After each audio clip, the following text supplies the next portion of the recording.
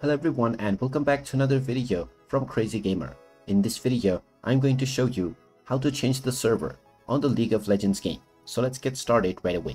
Now, if you have already installed the League of Legends game on your device, then you will notice that there is no such feature to change your region or server. So if you wish to play within a different region for the game, then first of all, open up your Windows setting and tap on Applications. From here, tap on Installed Apps and then search for the League of Legends game. Once you find it, go ahead and tap on Uninstall to uninstall the game from your device.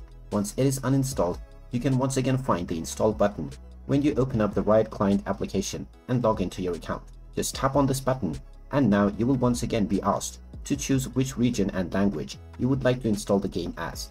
Just click on the drop-down menu and then choose whichever region you prefer to use. Finally, tap on the OK button and now this will download the game on your device once again, and you will now be able to play the game within the region or server that you have just selected.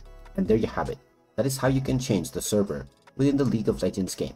If you find this video helpful, make sure you hit that like button and subscribe to our channel if you haven't done so already. Also ring that notification bell to never miss another update from us. Thank you for watching and I will see you again in the next video.